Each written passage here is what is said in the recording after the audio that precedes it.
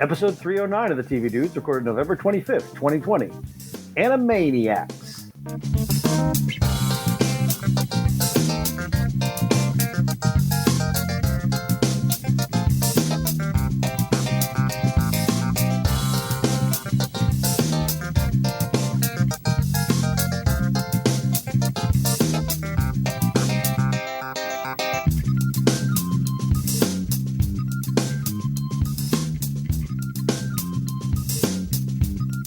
It's time for Animaniacs. Da-na-na-na-na. Our theme song is catchy.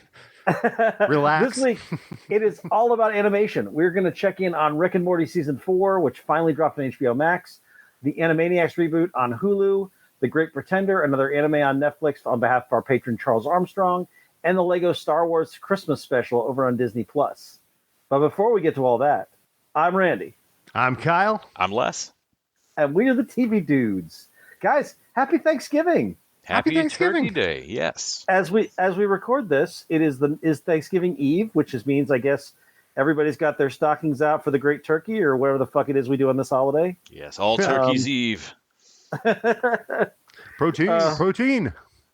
And as you guys are listening to it, it is Thanksgiving post Eve, whatever that is. Yeah, it's so Black Friday. It's probably Black Friday. So I'm That's what we should have done. We should have started the show with Black Friday. Right? Everybody's feeling tryptophantastic. You don't have to fight anybody for your flat screen TV this year. You can order it online. Right? It's all Cyber Monday now. Mm-hmm. Yeah, but in 2020, it's probably Captain Tryptophan. It's probably just a plague that sweeps through the country. Right? Oh, no, we'll be talking about the stand next month. Yeah, see if that's as ill-timed as Utopia. Oh, yeah. Well, guys, we got an all animation lineup for you here. As always, you know how we love to talk anime. We got it. We got new anime to talk about. I know Les is excited. I mean, I was doubly excited when I knew that it was going to uphold the high traditional standards and respect that a Netflix anime implies. No, I seriously, when the credits started, like the first thing that my brain threw out was like, now is this real anime or is this Netflix anime? Every week you have the negotiation with the wife as to like, will you watch this thing I'm going to watch for TV Dudes with me? Do you have anything you need to watch? Yeah.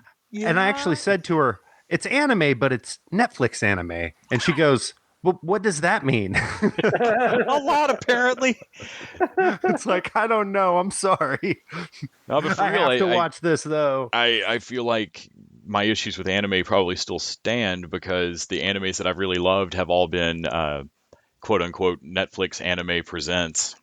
Whatever. So, yeah, Great Pretender.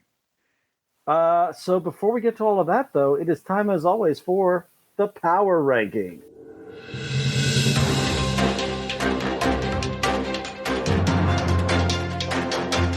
Power Rankings. Guys, thank you. Man, this internet, this is a colorful and animated place.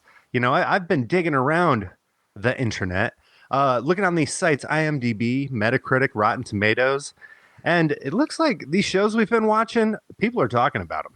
Not only are they talking about them, but you take all these sites, each site gives the show a ranking. We add those together. We get a 400-point maximum that a show can get. And guys, we have the definitive power rankings for 2021. Because, of course, we watch everything. So nothing gets past us. And only 147 shows came out this year. Yeah, just actually, there's probably way more than that, but we're not talking SWAT. We're not talking 911 Dallas. We're not doing that. We will definitely hit 150 before the end of the year. We will talk about some shows. We talked about Big Dogs, which I bring up because last week we talked about Eater's Guide to the World, and man, it's tied with Big Dogs. Yeah, that's not a good thing. Well, I mean, in Big Dog's defense, nobody does ASMR sandwich eating like Big Dogs. Oh, that is the eating connection. Yes. Like they forgot to edit out the hideous chewing noises in Big Dogs. Yes. Don't you want to And hear Maya Rudolph narrate that scene? Well- I feel like Maya Rudolph the Eater Show could have claimed ASMR too. She's got that ASMR voice. Oh yeah. Oh, it's way better too. It doesn't make you want to throw up. It makes you want to actually eat the food. But she slipped into kind of an uncomfortable spot on our list. That spot where like nobody's talking about her on the audience ratings for Rotten Tomatoes or on Metacritic, which tends to be more audience contributed rankings. Yeah. So it's just not the type of show that they get into. They talk about Rick and Morty and The Last Dance and the documentary about making the Mandalorian. That's what they like. The weirdest thing. That's what the internet likes. Yeah, but moving up on our list, kind of just touching base. I won't go too long, but in our number 82 spot with the 291, Star Trek Discovery hasn't gone anywhere. I think it's like the third week that we've been checking in on it, and it's holding pretty tight in there, which it has some high scores. The critics rating on Rotten Tomatoes is 93, and then really the only thing is that audience score is a 50, which is kind of pulling it down, but Is that because of stupid racists on the internet? It is, isn't it? it does feel better to blame stupid racists on the internet because you know they're out there. I'm gonna blame it on them. What's funny, I don't think you meant to set me up, but I specifically was going to ask you about this because in our number 43 spot is the Good Lord Bird. And what does it have? It's got a super high critics rating on Rotten Tomatoes and then a really low audience score. Mm-hmm. And it does make you wonder, yeah, is there something going on? Are people just like, I don't like this? You mean, are there racists on the internet? Yes, the answer is yes. Wait, they found the internet now? Great. We're screwed. Yeah, they're not staying over on Parler. I was about to say, what is the TV group ranking? Like, is there a TV critic area on Parler? Yeah, we had Parler. I'm gonna deeply regret asking that. Yeah. If we had Parler to our ratings, it's really going to throw things off. I want to insist on calling it the French pronunciation. I'm sorry, I don't think nearly enough hay has been being made about the fact that the super alt-right neo-Nazi safe space is named for a French word when we called that shit freedom fries after 9/11. But like parlor. Yeah, sure. Okay. Weird. Next up on our list, something that kind of surprised us with its final season. That was season 7, I think. Agents of S.H.I.E.L.D. over on ABC. Wait, where's that ranking? Number 31 on our list. I'm sorry. Yep. How much higher than, say, Ted Lasso or Star Trek Discovery is that show? Oh, it's tied with Insecure and so I'll Be Gone in the Dark. Doom Patrol. Yep. And Picard and Dave. Oh, the things that are better than Dave. Better than keep me up at Future night. Man. It's better than High Fidelity. The power rankings are making me angry, Kyle. Make them stop doing that. Dave, Umbrella Academy, nothing holds a candle to AOS. Well, and always one of Randy's favorite things. The anger may not be around much longer because I've actually been looking at the numbers, and I think in 2021, I'm like, wait, what year is it? Oh, yeah. I get that. Yeah, we're in 2020. Okay, next year's 2021. No, we're gonna implement some type of a rotating system to where the same show isn't on the list all year. Where we're getting more of like a top 10 shows. I'm not sure if it's going to be 3 weeks, 4 weeks, maybe longer, but yeah, it'll be more representative of the shows that are either actually on, or sometimes we go back, we pull stuff out of the vault, and it'll be fun to have a couple of those little blueberries in our tomato sauce. A couple of Pop-Tarts in our ravioli. Yeah. Also, not a super eventful week on the power rankings, but Mandalorian jumped a few points up. It is now in the number 22 spot. We touched back on that last week with a 341. Still way behind the documentary about the Mandalorian, which blows my mind. The bonus features beat the actual show, you guys, in the power rankings. Someday. Disney Gallery. Well, thank you, Kyle. We always appreciate checking on the internet to find out what the fuck is going on out there. Oh, I appreciate the soapbox. It is time to talk about some old business, specifically it is time to talk about Rick and Morty, which, Kyle, you watched pretty much live, I think, when it was on Adult Swim or wherever they show it. You son of a bitch. Yeah, I did. And I think we even talked about it a little bit. I think I saw a couple episodes before it dropped off. I think when I got to the heist episode, I was like, Randy, I just have to explain this episode to you so we can inside geek out on it. Yep. Because I know you're not going to watch it for months. And so it did drop, and I binged the whole thing in about a day and a half, I think. And then Les took to the internet to watch. Or no, Les can take to his TV to watch HBO Max. Kind of. So that sort of works. Yeah. Last night I spent 10 minutes trying to get a 20-minute show to play and was like, fuck this. We ended up watching Animaniacs instead. That's not bad. No. It's not a bad thing. HBO Max has stopped its pissing contest with Amazon Fire, but not with Roku yet. So, well, to kind of give you a sense of how I watch this, I'm not only watching it week to week when it comes out, because we do one of the services that lets you do that, no free advertising. But I have a guy that I follow on YouTube. He does trailer breakdowns. He does top 10s of this week's episode. Like, in getting ready for the podcast, I just went and rewatched all of his videos, kind of his Rick and Morty bonus features that he does. But it's like, I get the whole kind of suspense, waiting for the new episode to come out experience. And I love it. The show is so fun. So, how much did you see, Les? So I've seen the first 4. So I'm like not even halfway through. Okay.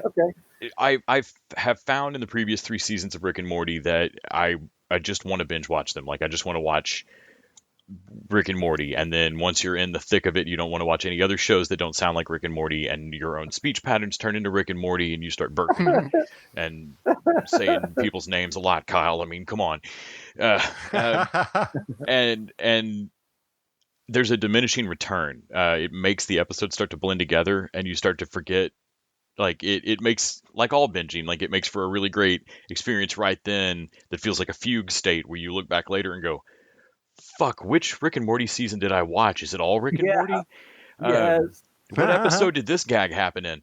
And so this time I was like, I'm going to pace myself. And then HBO Max was like, we've got you, bud.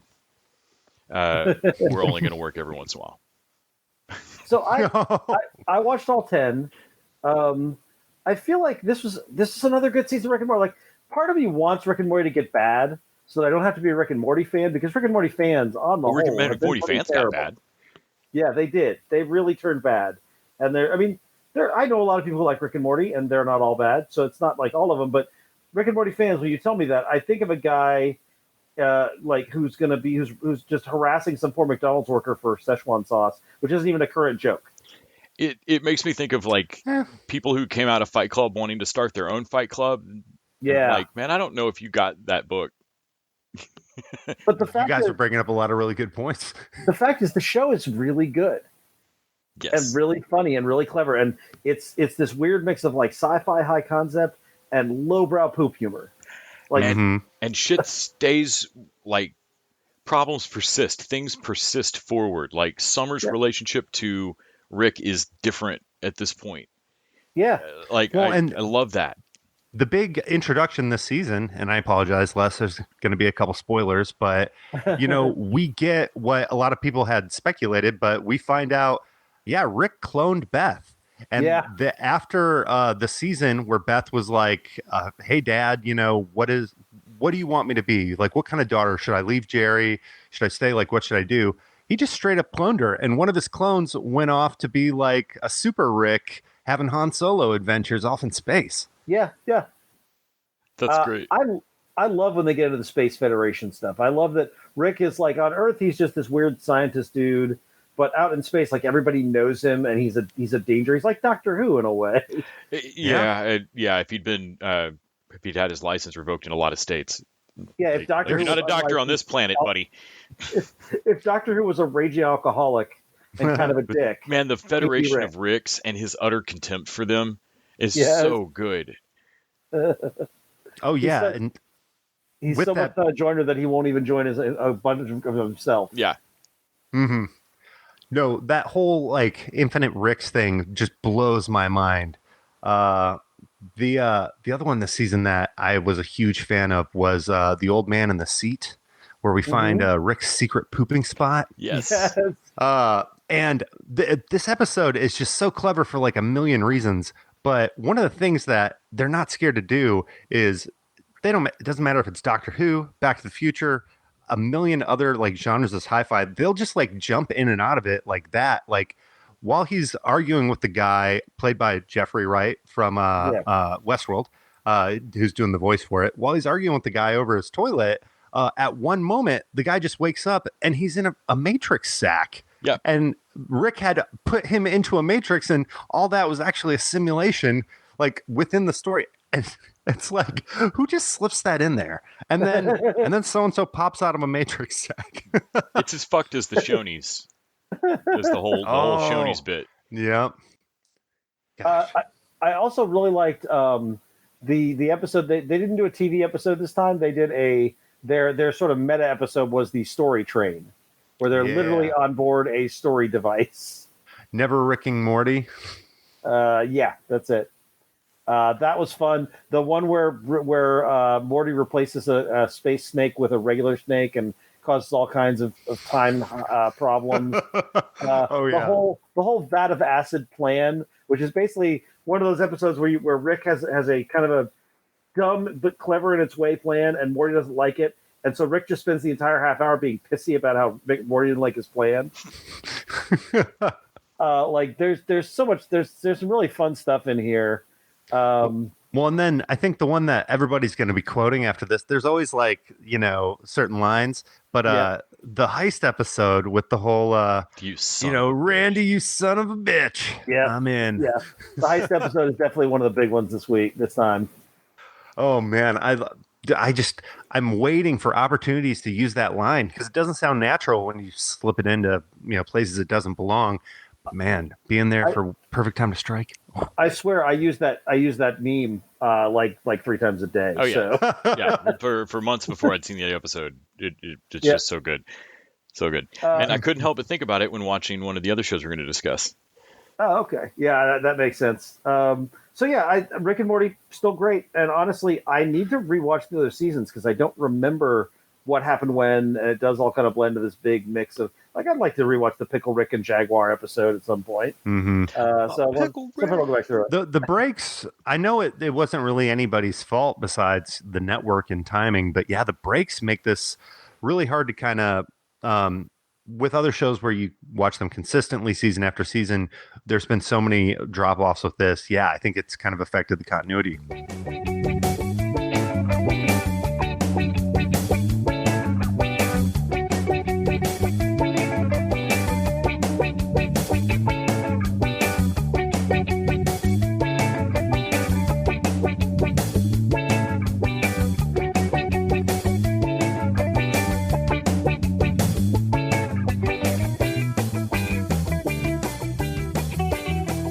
All right, so just a reminder, you can support us by going over to patreon.com/tvdudes. Throw us a buck an episode.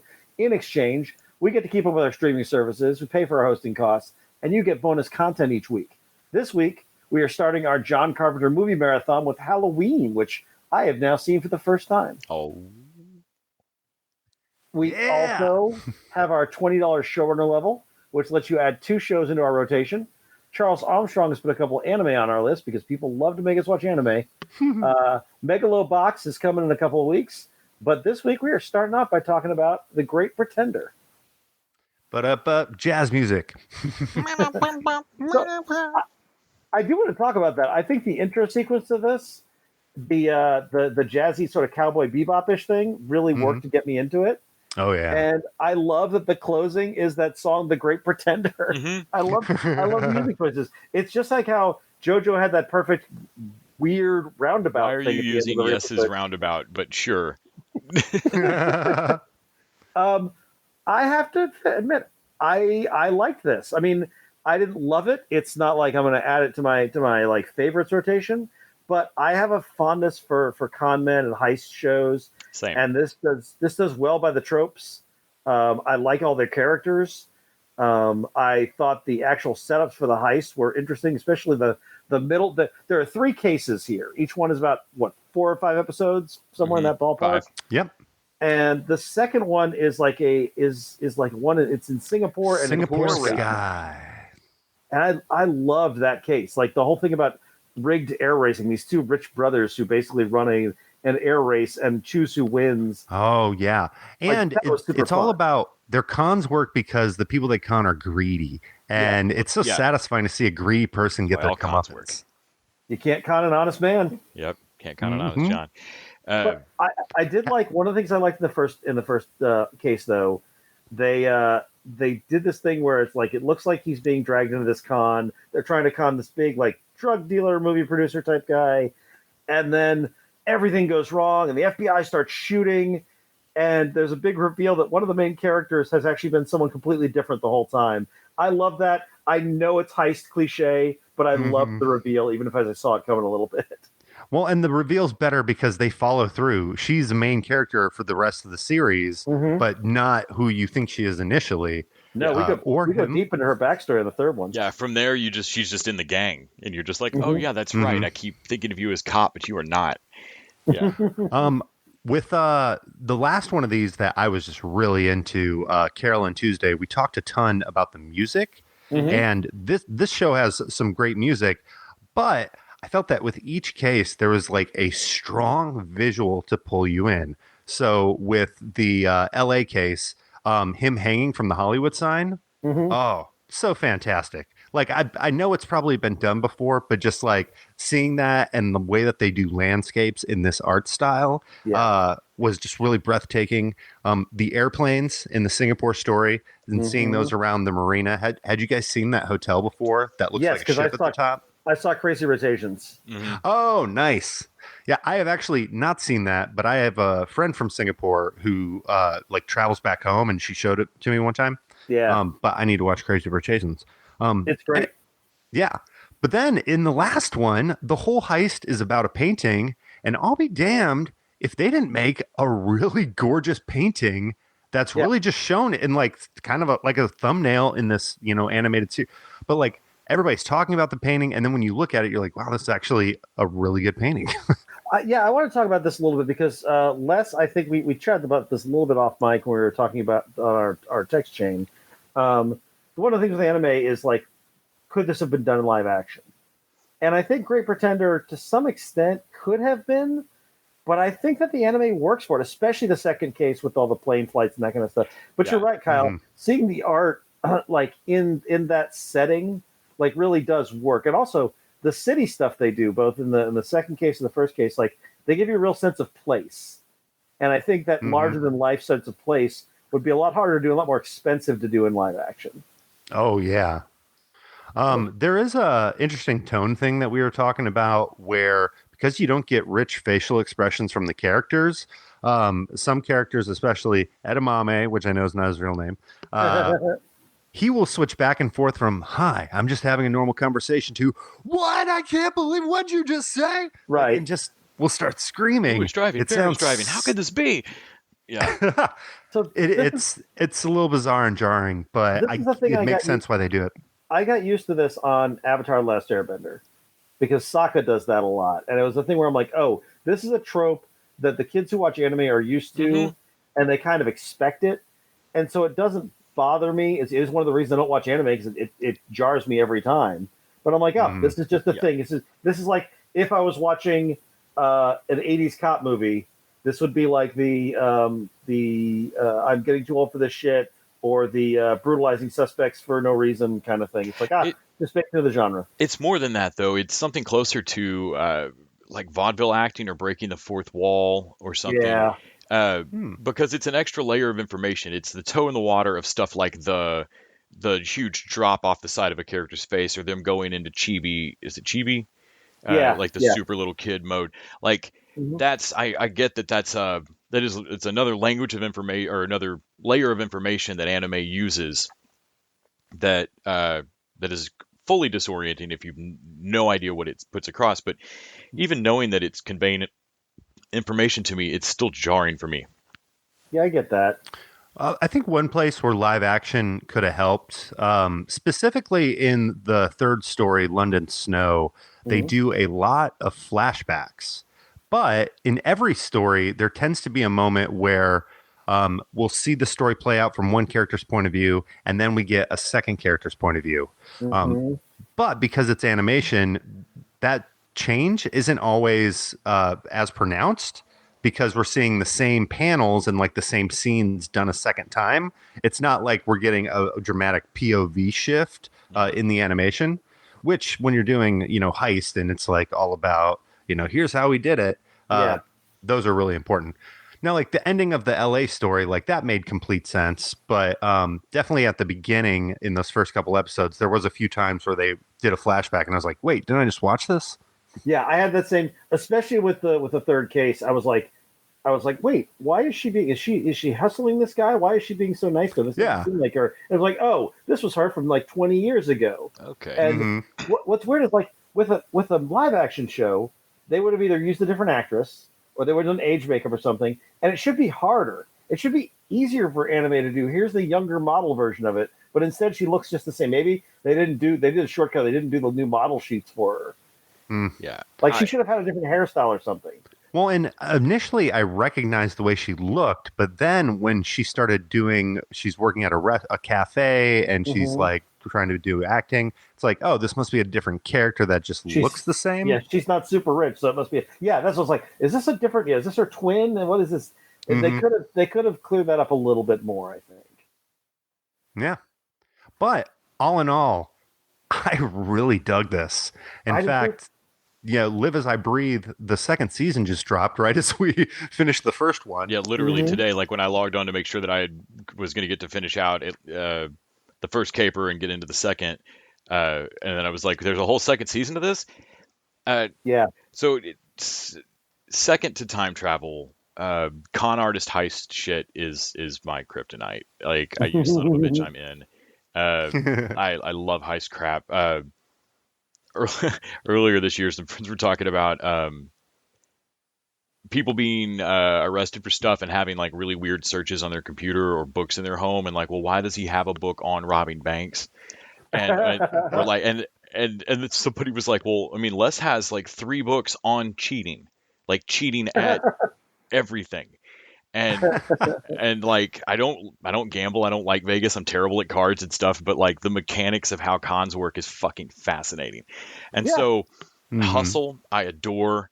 They're never gonna race planes, and like so I get in that, at least in Caper 2 it started to make sense of why this is animated. That's not in real life, right? That's what I was thinking. Like, Singapore is the city you can get caned for spitting gum out on the street, right? So who the fuck is running an illegal very set up and established looking, where the finish line is the most recognizable landmark in the city. That's like if you were in St. Louis, Missouri, and they were racing planes through the arch. Yes, exactly. It's exactly. They should do that. Which by they the way, should do. That would make St. Louis. We don't use that arch enough. What 1,000% better, St. Louis. Get on it. You ever try to take a picture of that arch? You got to be really far away. It's big. Spirit of St. Louis, man. It makes sense. They should tie it in. Put a plane through it. There we go. Oh, right? Yeah. By the way, 3. in my other podcast, in my Rogues Gallery podcast, and in like the Pod Save America, the way they get their titles is that they like grab an out of context funny quote from the episode. If we the TV dudes did that, put a plane through it would absolutely be the title of this episode. Oh, I'd put a plane through it. We kidnap 2 pilots' babies, and they fly for it. Lindbergh style. Lindbergh style. And then they drop Nazi leaflets. It's unfortunate that the winner always turns out to be a Nazi and we punch them. That's it, yeah. They fly through the arch, they land, they are greeted immediately by someone punching them in the face, Richard Spencer style. Right before they give them asylum. This is turning into a George Carlin bit. Anyway, Great Pretender. Could I say one last thing about Great Pretender before we move on? I know how you. I know Kyle and I came down on the side of really liking this. Unless I know you're a little more skeptical of anime than I am. Did you ultimately come down like, will you watch more of this? What do you think? Maybe. You hit it on the head at the start. I really like this, but I don't love it. I really don't like anime character design. Yeah. The backgrounds on this are gorgeous. The animation's great when they're jumping out of the planes in their suits and shit, and the second one, like in the dog fights and stuff, it looks gorgeous. It really does. Made me think of Pilot Wings, the game, if you've ever played it. Oh yeah. Sure. But that pointy chin, big-eyed anime convention of character design, I didn't like it in college when Dragon Ball Z was a total indie thing that like one nerd in one art class was watching. And I haven't liked it as it's overtaken all animation styles, so that now half my DC cartoons look like it. It's just not an animation style I like. Everything seems split between that and Family Guy, and like these are what you get.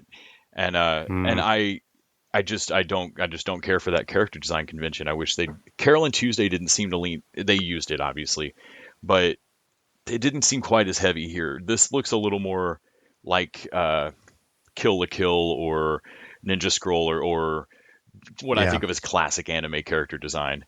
It's also got that Castle of Castigli or whatever, Lupin the Third kind of super skinny thief, cowboy bebop thing. I don't know. I think that's also part of why the intro music's great. And if this were a live action show doing that, I'd be like, oh yeah, y'all are aping kind of a Madman Hustle kind of vibe with it. But since it's an anime show, I'm like, oh, you just pulled the lever on anime intro and you got a random jazz track and an out of context 60s song, and these are your credits. And well, I feel like there is shows in live action that do this like pretty competently. I think of Jet, Leverage. I think I was never a big Burn Notice fan, but I feel like I've had it explained. Love me some Burn Notice. Yep. It's similar concept though. He's like getting the con men. To be honest, a little bit. All the things you just named, like I liked Leverage. I think I like this as a heist show. I like this better than all of those. I know I need to watch Hustle. I know. I like need Hustle to watch better than this. But this was a solid. I like all the four. I like the four main characters. I like Laurent. I love his sort of cocky. Chris Parnell. Nothing phases him. Like that guy is always, no matter what is going on, he is like, okay, well now how can I turn this to my advantage? I like their scrappy fighter. I can't remember her name, but I like Abby. Abby. Okay. Yeah. I like their bankrolly, the other woman whose name I don't remember, and I like who owns the island, which is not his name. Who's like the new fish that they brought in? He's Matt Damon in Ocean's 11. Yeah. What's funny is I made that Ocean's 11 joke in text right before we get our first big Ocean's 11 type reveal, and then it's like, oh, they're not even hiding it. No, if you're doing a heist, you gotta have the reveal of, oh no, everything just went exactly to plan. Don't worry about it. I do propose that, that when we are done with our Carpenter Patreon, that we do a heist movie Patreon where we each throw on two that the others haven't seen or try to throw. I'm good with that. I'm good with some heist movies. In fact, I'll rewatch heist movies. So I will rewatch them as well. But there's some great ones. Yeah, I'm totally down. So, all right, guys. Before we jump off this, we're going to be talking in the next couple weeks about the new season of The Unicorn over on CBS. Yeah. And I think it was episode 2. They have a B story where the daughter is trying to make new friends at school, and she finds out she's sitting at the anime table. Yep. And they're like, well, what's wrong with that? And it's like, I don't want to become one of those people who watches anime. And then the next day, she's in the couch and she's like, well, I just like one anime. That's all. And I was like, that's the TV dudes. No, like, that's how it starts. With one. Yeah, no. We're still only doing it for our Patreons. The day it starts to slip is when we're like, hey, let's there's a new anime. Let's when I'm watching a show and I'm like, couldn't this have been animated though? I mean, I'll say this: if they do a new season of Carol and Tuesday, I'm throwing that on the list for sure. I'll keep watching that. Yeah. Transformers, the next Transformers War for Cybertron bit comes out at the end of December, and I'm definitely watching that. And I enjoyed that. Yeah. But that's an exception. That's Transformers. That doesn't count. That doesn't make us anime dudes yet. It's Netflix. I think I might watch the season 2 of Great Pretender. I might too, to be honest. Yeah. I might. It's really easy. Like once you get going, the episodes are over before you know it. I just have to decide to start an anime, and I don't. It's never what I want to watch. It's a big choice. Have you consulted your loved ones? Right. Does anybody in here have any level of epileptic susceptibility? No? Cool. Yeah. Visual impairments to pokey hair. Right.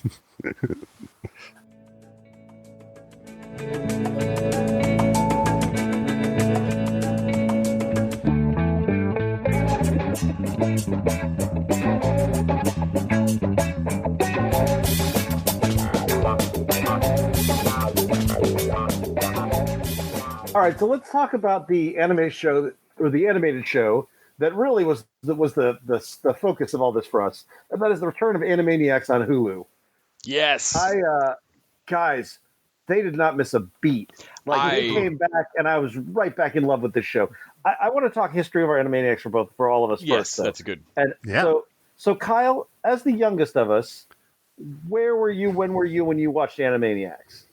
So Tiny Toons came out before Animaniacs. Yes, correct. And then eventually there was like a block of these Warner Brother cartoons. I think it was Tiny Toons, Animaniacs, Freakazoid. And then yes. Freakazoid's coming back. Animaniacs had a Pinky and the Brain spinoff. They might have even had a Good Feather spinoff. But that might have just been I don't think shorts. So. They also had Hysteria.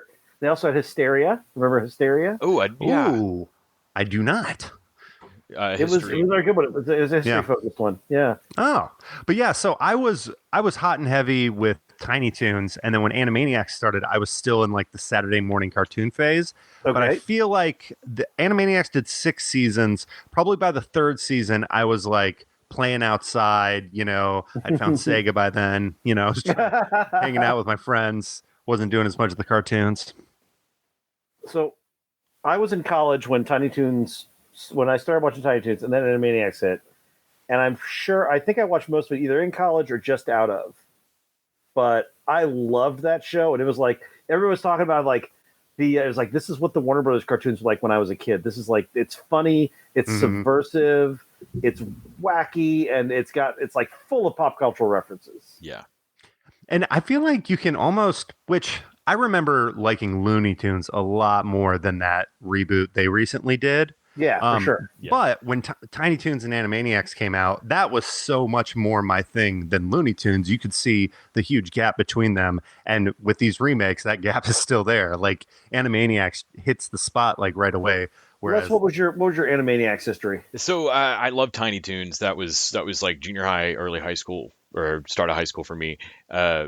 And Plucky Duck and all of that. Like also they did 2 They Might Be Giants videos, which are how most non-hardcore nerds knew who the fuck They Might Be Giants were.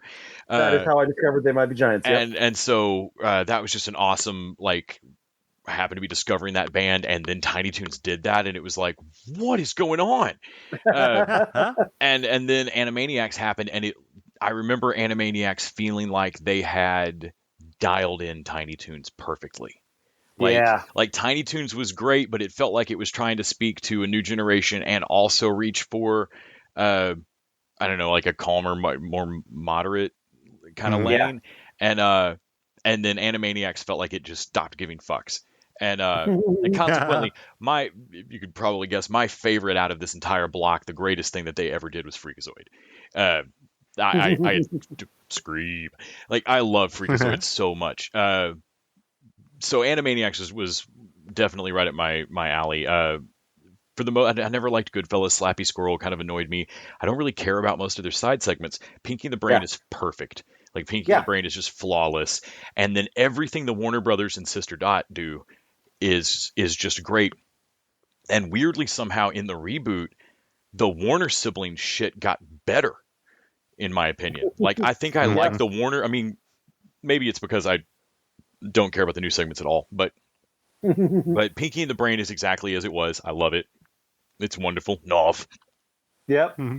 But the Warner Brothers segments that they've done so far, I mean, I've been pacing myself on this one. I think we're like 5 in. Oh man, I burned through all of it in a day. The Warner segments are great. They just get better and better and more meta. From the opening song about the reboot to the Cyclops Island and the whole Greek thing to I think the 3rd episode has the Olympic game weirdness. That's all fucked up. Like the 2nd or 3rd episode that has that. The show isn't scared to pull from things that obviously kids don't know where these references are coming from. Right. But if some of this is like shedded on them, like, what's wrong with that? I remember being introduced to a lot of Hitchcock through Tiny Toons. Like they would do riffs on Hitchcock all the time. And I had already known like his 4 most popular films without even seeing any of them. Yeah, I was the nerd that wanted to go find out what that joke I didn't get was. And so by the way, I like that. I love the topical stuff in this, and there's been this pushback online. I guess I've only seen the pushback to the pushback, but people are like, "Oh, it's so political now," and it's like it's always been political. Bill Clinton was in the intro. I know, yeah. It's just that Piss Takes didn't put the hair up on the back of everybody's neck. The way, like, are you talking about my guy? Yeah. But there's a bit in episode 4, the bunny infestation, where I was like, holy shit, guys, you did not come to play. And also, I was like, I couldn't figure it out at first. I was like, who is this guy? Who is this guy? It's obviously this is one of their Jerry Lewis guys. Like they're making this is a person, and then I realized, oh, it's fucking Wayne LaPierre, and this is an NRA thing, and they're using bunnies. And man, it is just such a clever thing to get in there, and it's note perfect and funny as hell and subversive, and I loved it. The only critique I've seen that I at all agree with, and I'm not bothered by it, but I would say it's true, is that the singing feels slightly less manic. Like, I don't know, like the songs are just a slightly slower beat per minute or something. Like there's just a slight less like, gotta go for it. Are we all on crank or what? Like kind of edge to it. Also, Dot's voice is just a lower register now.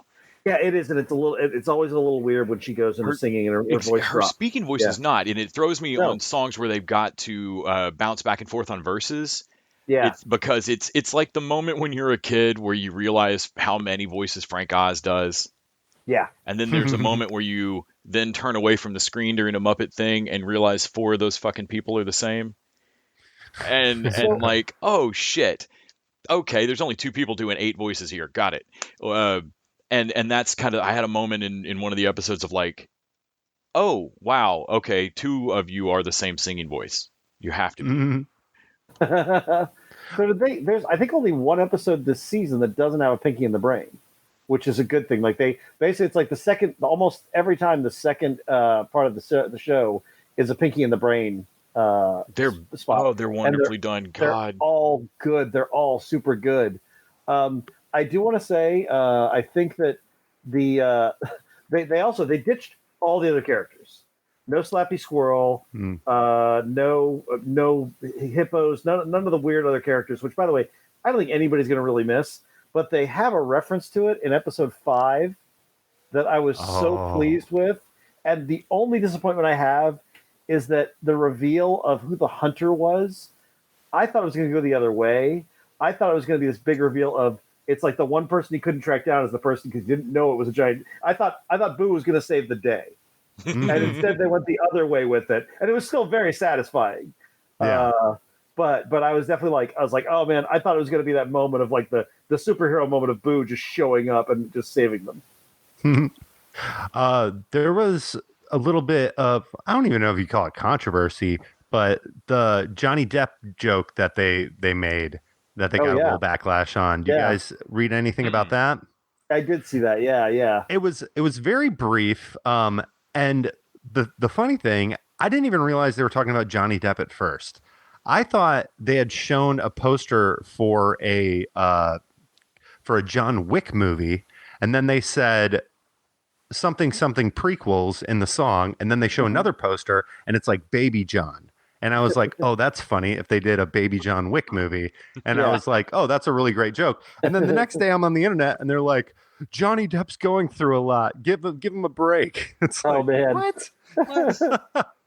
So I have to say, episode 7, as I looked at the list of what's on there, episode 7, the one without a Pinky in the Brain, may be my favorite episode because it's got the train, the Orient Express riff, which is great.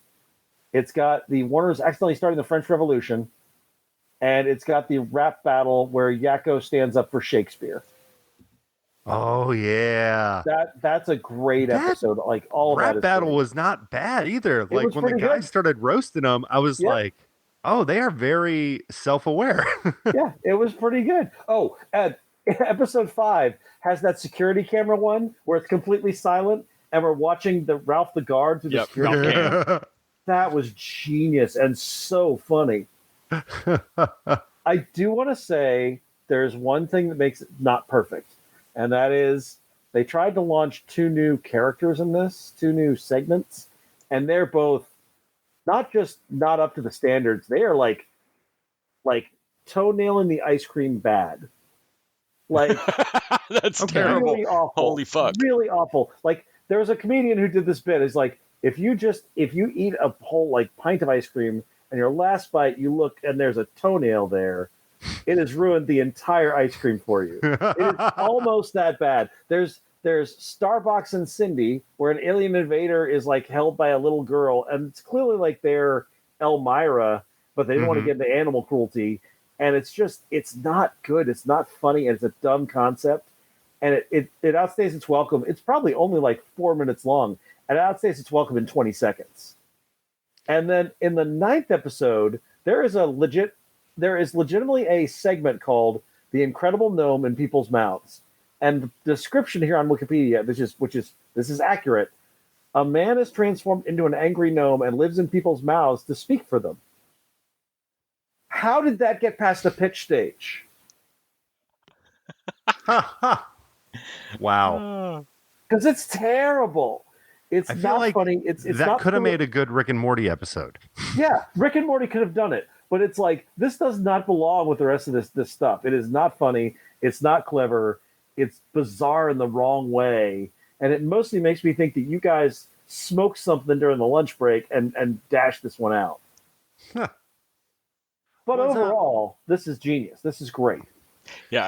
I know Steppenwall disagreed with us on, or specifically, like he felt Pinky and the Brain was perfect and that the Warner Brothers and Sister Dot segments lacked the energy of the original. And I feel like that's simply not the case. I disagree, yeah. But clearly mileage may vary on this. I do think it's funny that the other scandal they ran into is a phone number gag in the Pinky and the Brain short, Close Encounters of the Worst Kind. Brain sends a fake phone number, and it turned out to not be fake. It was a phone sex hotline. Oh, no. And so Hulu had to pull the short and replace it. Now the text message is blank if you watch it. Oh, that's fantastic. That's funny. Man, makes you wonder if that was intentional.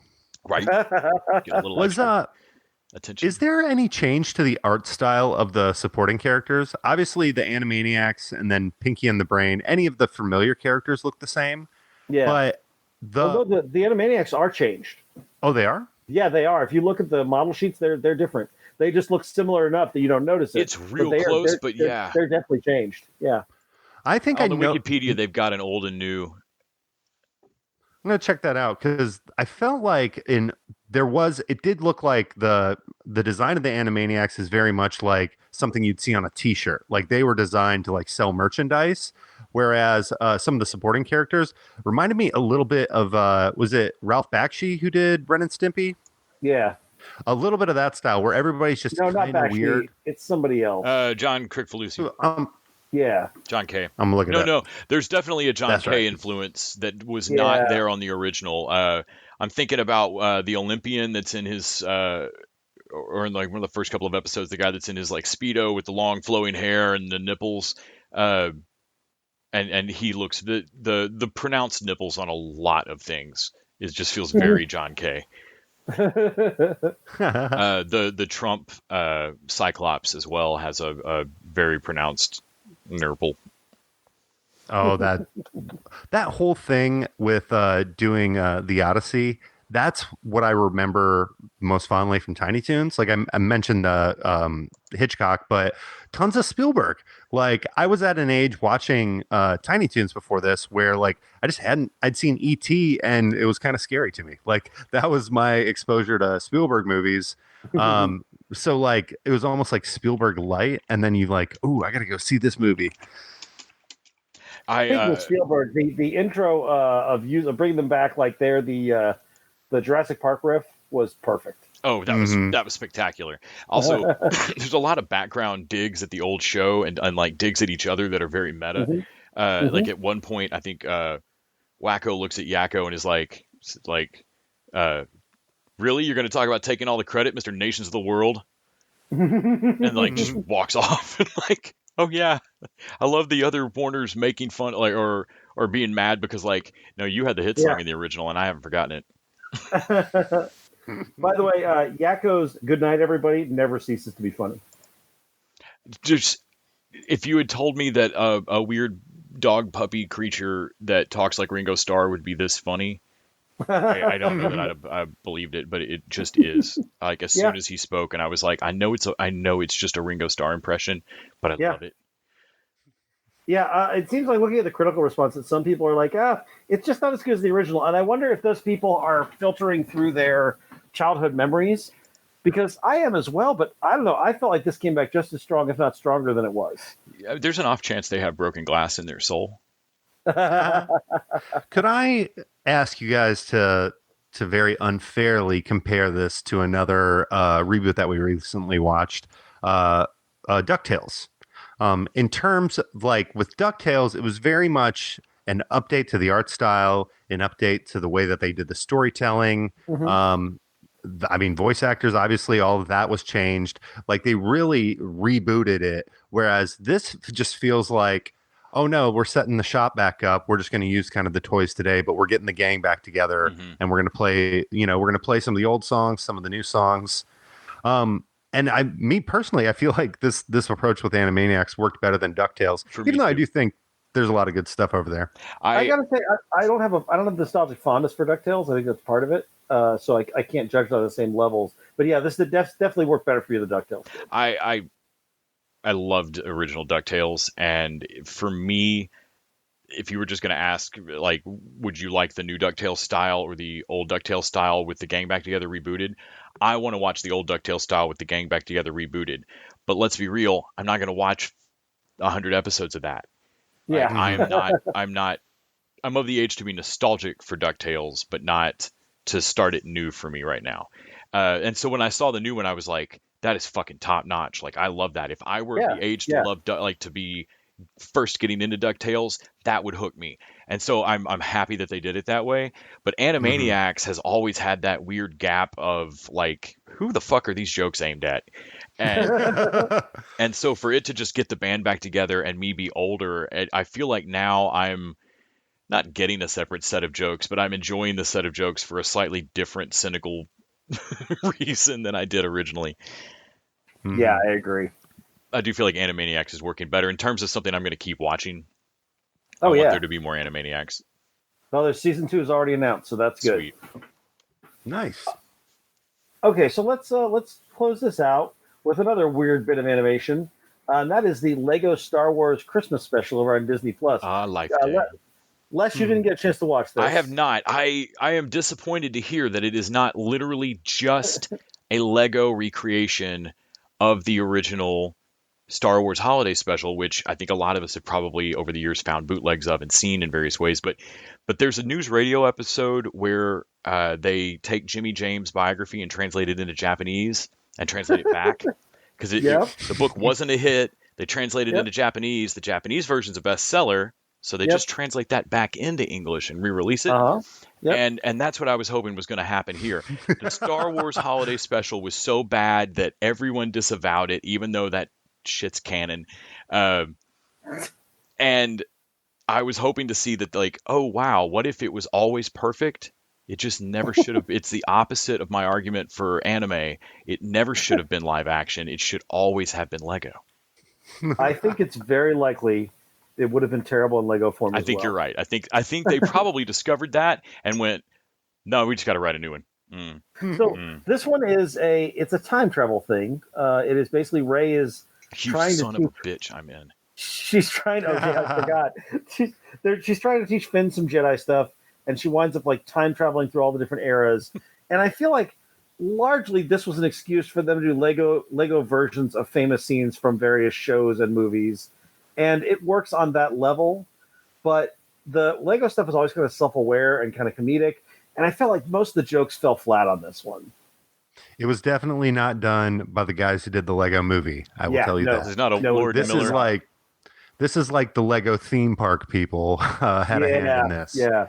And there's some funny stuff, like the whole thing with the Emperor and Kylo Ren and Darth Vader from different eras being together, and the Emperor is basically Kylo Ren and Darth Vader are both always jockeying to betray the Emperor, and the Emperor's like, wait, what? Like, that's a funny bit. The guy being distracted by Kylo's abs and asking him to put a shirt on, that's a funny bit. But there's a few minor funny bits, but in general, this film, it felt like flop sweat if Legos had flop sweat. It's like they're trying so hard, and it's just not connecting. Well, and the stuff that I feel like was the most cringy and didn't work was all the holiday special stuff, like the Life Day and all the Wookiees, and then dressing up the Millennium Falcon with Christmas lights. And that's the other thing. I don't know if I made this joke on mic or not, but everybody who did not come back to voice their character just became an idiot at this. Oh, man. Poe Dameron is running around like the Swedish chef. Like, oh, I don't know. I'm going to go roast a turkey off the back of the Millennium Falcon. Who left all these rakes laying around Rebel headquarters? Thunk. Thunk. Yeah, Poe Dameron is definitely the Chris Pratt character of the Legos here. He's the doofus. Yeah, I feel like Finn even got like a couple of like cheesy moments. Like it definitely felt like that part was swiftly aimed at children, like young children. Yeah. I think this was aimed at kids. This is not like the Lego movie where they're like, okay, well, let's make it fun for the adults who have to sit through this movie too. It was definitely not that. It's not like Lego Batman, which is, I'm sorry, genius. This definitely felt like every Lego show that I watch my like 10-year-old watch, which is like, oh, this is terrible. And they only made this like, it's the through line was, it's good enough for 10-year-olds. Yes, for the people that brought you every animated Barbie special. Yes. Oh, God. Oh, why did you do that, Les? I'm having flashbacks. No, it does feel like that. Like there's... Actually, no. Unfair comparison. I was like, when we were a kid, we had TV that sold us toys, and it feels like that same thing, but just not as good. It wouldn't sell any toys to me. Yeah. Like, I don't even want Legos. Do they do this? But no, it's like you watch Paw Patrol, and well, I don't watch. I mean, I've caught Paw Patrol before, but it's like this is just here to sell you all these toys. Yeah, disappointment. But I mean, overall, that's a pretty good strike rate. We liked pretty much everything we watched this week. Yeah. Well, and even those moments in the holiday special where they do go back and like do a riff on like some famous scene in Star Wars. Like I felt like the majority of those landed pretty good. Yeah, there's some fun stuff in there. So you'd say adults would be better off going back and watching all of the Robot Chicken Star Wars and the Family Guy Star Wars. Yes, for sure. Yeah, that's 100% what I was kind of hoping. Fanboys. Well, no, it's not animated. Maybe play some Lego video games instead. We need Lego fanboys. Well, all right, guys, that'll wrap up our animation episode. Thank you, Kyle. Thank you, Les. Thanks, Randy. Thank you, Randy. Thank you, Charles Armstrong, for your showrunner expertise and putting The Great Pretender in front of us. Thank you to all our listeners, all our patrons. Reminder that if you are a patron, you can go over and listen to our Halloween episode. Not Halloween themed because it's November. But Halloween the movie we're going to talk about. If you're not a patron, hey, consider becoming a patron, and then you can listen to that episode and like 100 more, including the Oops All Kyles that's still hidden somewhere. But who will find Oops All Kyle? But until next week, TV Dudes out! The TV Dudes is an independently run podcast out of Austin, Texas. We are exclusively listener supported. If you'd like to help us out, go to patreon.com/TVDudes. You can also find us on Facebook, Twitter, and Instagram at TV Dudes. All the music for our show is done by our friend and original TV Dude, Gregory J. Amani Smith. To find out more about us, go to thetvdudes.com. I'm Randy Lander. I'm Les Weiler. And I'm Kyle Scott. Thanks for listening.